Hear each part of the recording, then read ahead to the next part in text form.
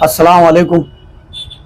तमाम आलम इस्लाम और बिरादरान वतन को मैं ईद उल अज़हा के मौके पर अपनी जानिब से और कांग्रेस पार्टी की जानिब से मुबारकबाद पेश करता हूँ। ईद उल अज़हा का पैगाम दरअसल क़ुरबानी का जज्बा पैदा होने के लिए है। हमारी अजीज़ तरीन चीज़ जिसे हम अपनी जान से भी ज़्यादा चाहते हैं, उसकी क़ुरबानी देने का ये जज्बा पैदा करता है।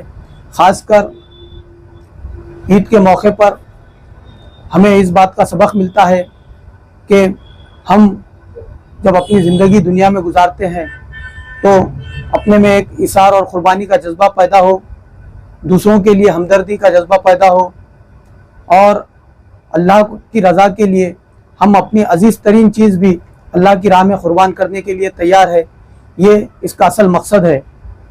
मैं आज जो आलम इस्लाम में हालात चल रहे हैं, इसके मौजू से फ़लस्तीन के हक़ में दुआ गो हूँ कि अल्लाह ताला फ़लस्तीन के मज़लूम लोगों की हिफाजत करें और उन पर जो मज़ालिम ढाए जा रहे हैं, उन मज़ालिम की रोकथाम हो। मैं फिर से एक बार तमाम हम वतन भाइयों और बिरादरान इस्लाम को बकरीद यानी ईद उल अज़हा की मुबारकबाद पेश करता हूँ।